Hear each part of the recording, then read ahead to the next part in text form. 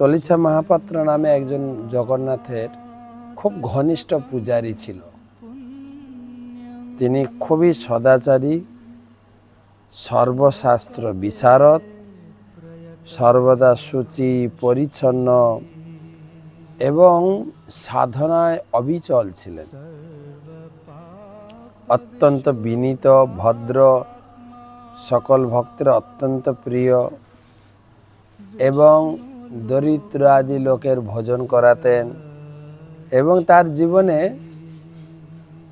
জগন্নাথ, বলদেব, সুভদ্রা এটাই ছিল তার জীবনের একমাত্র সম্পদ। একবার কি হয়েছে, রাজা তিনি পারিষদ বর্গ নিয়ে পুরী মন্দিরে আসছেন। যখন তিনি সিংহদ্বার দিয়ে প্রবেশ করে বিগ্রহ দর্শনের অভিলাষে, তখন কিছু পূজারী দ্রুত ছুটে গিয়ে তলিছা মহাপাত্রকে বললেন, রাজা আসছেন বিগ্রহ দর্শন করতে, ঠাকুর দর্শন করতে। তলিছা মহাপাত্র খুব তাড়াতাড়ি ঠাকুর ঘরে গিয়ে ঠাকুরকে ভালো করে দেখে নিলেন যে সব ঠিকঠাক আছে কিনা, রাজা আসবেন দর্শন করতে।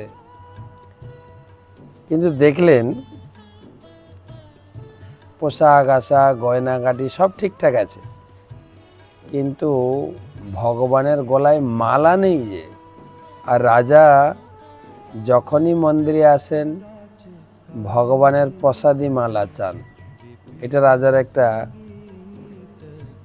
কি বলা যায় নিয়ম।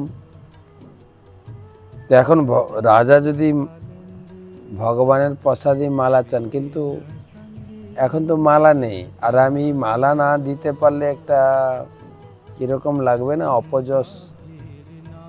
এই চিন্তা করতে করতে কি বুদ্ধি এলো, নিজের গলায় জুঁই ফুলের একটা মালা ছিল, ওটাই নিয়ে জগন্নাথকে পরিয়ে দিয়েছে। আর রাজা এলেন ভগবান দর্শন করতে। আর একই নিয়ম, আমি কি ভগবানের কিছু প্রসাদী মালা পেতে পারি না? তো পূজারী কি করলেন, হাত ধুয়ে আচমন করে জগন্নাথের গলার মালাটা খুলে এনে রাজাকে পরিয়ে দিলেন। রাজা খুব খুশি, খুব খুশি। আর সেই মালাটা ছিল অত্যন্ত সুন্দর এবং সুগন্ধ, শুধু সুগন্ধ না, জোরালো সুগন্ধ। রাজা প্রাসাদে ফিরে গেলেন এবং ভগবানের করুণা চিন্তা করে মালাটা বারবার ঘ্রাণ নিতে থাকলেন। হঠাৎ দেখলেন মালার ভিতরে একটা লম্বা চুল। এইটা চিন্তা করে রাজার মাথায় বুদ্ধি এলো, চুলটা কোথা থেকে এলো? ভগবানের মাথায় তো চুল নেই, এই চুলটা কোথা থেকে এলো? মনে হয় এ পূজারী তার গলায় ছিল এই মালাটা, এটা জগন্নাথকে পরিয়েছে আর সেটাই আমাকে খুলে দিয়েছে। রাজা ধীরে ধীরে খুব বিচলিত হয়ে পড়লেন আর অর্ডার করলেন, এখনই তলিছা মহাপাত্রকে আমার সামনে হাজির করা হোক। তাই তলিছা মহাপাত্র এলেন আর রাজা একদম রেগে, মানে এতটা ক্রোধান্বিত হয়ে গেছেন, কাঁপছেন এবং ক্ষুব্ধ স্বরে বললেন, আমি এই মালার ভিতরে একটা লম্বা কেশ বা চুল দেখছি, এই চুলটা কোথা থেকে এলো? জগন্নাথের মাথায় কি চুল গজিয়েছে নাকি এখন? এদিকে তলিছা মহাপাত্র তো ভুল করেছেন, নিজের মালা পরিয়েছেন, এখন কি বলবে? আর রাজা খুব কঠোর, কিন্তু দণ্ড দিলে হয়তো মৃত্যুদণ্ড হয়ে যাবে, কি করবেন এখন? এই চিন্তা করে তিনি বলেন, আমার থেকে সব থেকে ভালো হয় মিথ্যা কথা বলে আমি বেঁচে যাব। হ্যাঁ, আপনি জানেন না জগন্নাথের মাথায় এখন চুল হয়েছে? একে তো ভুল করেছে, তারপরে আবার ভুলটাকে ঢাকা দেওয়ার জন্য মিথ্যা কথা বলছে। রাজা তো বুঝতে পারছেন। রাজা বলেন, আচ্ছা জগন্নাথের মাথায় চুল হয়েছে, কালকে আমি যাব, যদি জগন্নাথের মাথায় চুল না দেখাতে পারেন, আমি কিন্তু কঠোর শাস্তি দেব, আপনাকে রাজ্য থেকে বিতাড়িত করে দেব। আপনি জানেন না আমি শাস্তি দানে কতটা কঠোর। হয়ে তো গেল, তলিছা মহাপাত্র ফিরে এলেন, কিন্তু চিন্তা করছেন এ কি ভুল আমি করলাম। ভগবানের সকালে গিয়ে ভগবানের পুজো করেছেন, সাষ্টাঙ্গে প্রণাম করেছেন, দিয়ে প্রার্থনা করছেন, হে প্রভু আমি অপরাধী, আমার মতো একটা মূর্খ লোককে আপনি আপনার সেবায় নিয়োজিত করেছেন। আপনার সেবা ব্রহ্মা মরপতি গণেশার চিতপদ, ব্রহ্মা শিব গণেশ লক্ষ্মী তারা সেবা করেন, আমার মতো একটা সাধারণ ব্যক্তি আপনার সেবা করছেন। যখনই আমার গলার মালাটা আপনাকে পরালাম, তখন যদি আমাকে সুদর্শন চক্র দিয়ে কেটে দিতেন তাও ভালো ছিল, কিন্তু এখন আমি সেই রাজদণ্ড প্রাপ্ত হব। আপনি বলুন, ব্রাহ্মণ যদি রাজদণ্ড পায়, সেই অপমান আমি সহ্য করব কি করে? ভালো হয় আপনি আমাকে সুদর্শন দিয়ে কেটে দেন। হে প্রভু, আপনি ভক্তবৎসল, ভক্ত রক্ষক, ভক্তের জন্য আপনি কত কিছু করেছেন, কত কিছু সহ্য করেছেন, আপনি সব কিছু করতে পারেন। আমি আশা করি আমাকে আপনি বাঁচাবেন। আমি এই রাজদণ্ড প্রাপ্ত হওয়ার আগে আমি নিজেকে আত্মহত্যা করব। তো এক শিশি বিষ এনে রেখেছে। হে প্রভু, আমি ঘুমালাম, রাত্রের মধ্যে যদি কিছু ব্যবস্থা না হয়, তা আমাকে তো আত্মহত্যা ছাড়া আমার কিছু রাস্তা নেই। ভগবান বিচলিত হয়ে পড়লেন এবং তিনি বুঝতে পারলেন যে তলিছা মহাপাত্রের মহা বিপদ সামনে উপস্থিত হয়েছে। ভগবান চলে এলেন তলিছা মহাপাত্রের স্বপ্নে, বলছেন তুমি এত ভয় খাচ্ছ কেন? আমি তো গীতার মধ্যে প্রতিশ্রুতি করেছি, যে আমার ভক্ত, যে আমাতে সবকিছু সমর্পণ করেছেন, তাকে আমি রক্ষা করি। এই রাজা কি হাজার কোটি রাজা এলো তোমার কিছু করতে পারবে না। তুমি এত ভয় খাচ্ছ কেন? আর তুমি ভাবছো আমার মাথায় চুল নেই, তোমার মুখ দিয়ে যা কথা বেরিয়েছে ঠিকই আছে। তো তুমি জানো ছোটবেলায় মা যশোদা, আমি যখন গোচারণে যেতাম, মা যশোদা আমাকে কত সুন্দরভাবে শৃঙ্গার করতেন, আমার চুল বাঁধতেন, একদম কোঁকড়ানো ঘন কালো কেশ। তুমি কালকে যাবে মন্দিরে, গিয়ে সেই চুল দেখবে। আর স্বপ্ন দেখেছেন তো? তলিছা মহাপাত্র ঘুম থেকে উঠে বললেন, জগন্নাথ আমার কাছে এসেছিল, আচ্ছা কই কাউকে দেখছি না তো।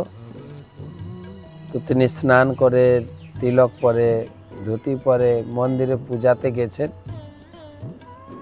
আর গিয়ে দেখছেন জগন্নাথের মাথায় কত চুল, একদম লম্বা চুল, একদম মাথা থেকে বেরিয়ে সিংহাসন চড়িয়ে নিচে, আর সুন্দর সুগন্ধি তেল দিয়ে রাঙানো সেই চুল, শ্যামবর্ণে কোঁকড়ানো কালো কেশ, আর দীর্ঘ ঘন কালো কেশ, সুন্দর ফুলে সুসজ্জিত। ওই কেশ ছিল খুব লম্বা, প্রভুর কোটি দেশ পর্যন্ত বিস্তৃত, এবং রত্ন সিংহাসনকে স্পর্শ করেছিল। তলিছা মহাপাত্র তো খুব খুশি, খুব খুশি। রাজা এসেছেন ঘোড়ায় চেপে এবং বড় আওয়াজ করছেন, তলিছা মহাপাত্র কোথায়? প্রভুর মাথায় নাকি চুল হয়েছে, আমাকে দেখান। তলিছা মহাপাত্র তো মেজাজে রয়েছে, বলে আমি কি দেখাবো, আপনি গিয়ে দেখুন, আপনি দেখুন জগন্নাথের মাথায় চুল আছে কিনা। আর সত্যি রাজা দেখে অবাক বিস্ময় হয়ে গেছে, আরে ভগবানের মাথায় ঘন কালো কেশ। কিন্তু রাজার আরো রেগে গেছেন, এই চুলগুলো আপনি কিভাবে লাগিয়েছেন? আঠা দিয়ে লাগিয়েছেন না অরিজিনাল চুল? বলে আপনি পরীক্ষা করে দেখুন, অরিজিনাল চুল না আঠা দিয়ে লাগানো আছে, দেখুন আপনি। আর এই পরীক্ষা করতে গিয়ে 2-4টা চুল টান দিয়ে যান, যেই টান দিয়েছে চুল উঠে এসছে মাথা থেকে, ওখান থেকে রক্তক্ষরণ হচ্ছে। আর তা দেখে রাজা তো খুব দুঃখ পেয়ে গেছেন এবং ভগবানের কপালে রক্ত দেখে সে তো ভয়ে অপরাধী মনে করে নিজেকে আর সামলাতে পারেননি, মূর্ছিত হয়ে পড়ে গেছেন ভূমিতে। তো মহাপাত্র ছুটে গিয়ে তাকে তুললেন এবং মহাপাত্রের কাছে রাজা ক্ষমা চাইছেন, আমি এই কি অপরাধ করলাম ভগবানের চরণে, আপনার প্রতি কঠোর হয়ে আমি ভগবানের আসল চুল নকল চুল পরীক্ষা করতে গিয়ে ভগবানের কাছে কি বড় অপরাধ করলাম। অনেক ক্ষমা চাইছেন ভগবানের কাছে। তো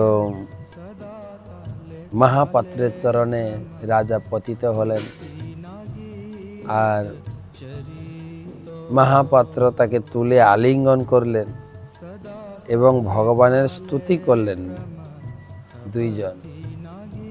জগন্নাথ বললেন, আসলে আমার মাথায় চুল নেই, কিন্তু আমার ভক্ত ব্রাহ্মণ তলিছা মহাপাত্রের মুখ থেকে বেরিয়ে গেছে আমার মাথায় চুল আছে, সেটা সত্যতা প্রমাণ করার, ব্রাহ্মণের বাক্য সত্য, সেই সত্যতা প্রমাণ করার জন্য আমার চুল আছে। আর বলতে বলতে মাথা থেকে চুল শূন্য হয়ে গেল, চুল নেই।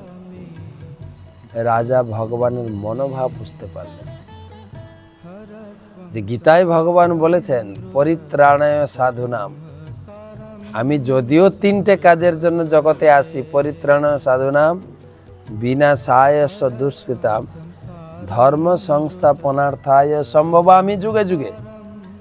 যদিও অসুর বিনাশ ধর্ম সংস্থাপন দুটো কাজ রয়েছে, কিন্তু আমার মুখ্য কাজ হচ্ছে ভক্তকে রক্ষা করা। ভক্তের আমি কোনো কিছু ক্ষতি হতে দেব না। তার মুখ থেকে বেরিয়েছে আমার মাথায় চুল আছে, সত্যতা প্রমাণ করে দেখালাম। এই জগতে ব্রাহ্মণ এবং বৈষ্ণব আমার অত্যন্ত প্রিয়।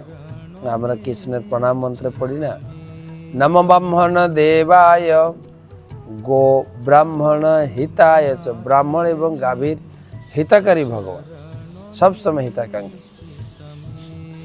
জগদ্ধিতায় কৃষ্ণায় গোবিন্দায় নমো নমঃ।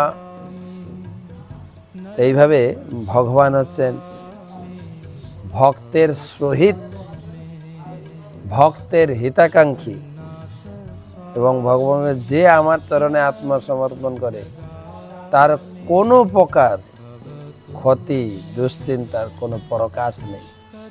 এই ছিল তলিছা মহাপাত্রের কাহিনী।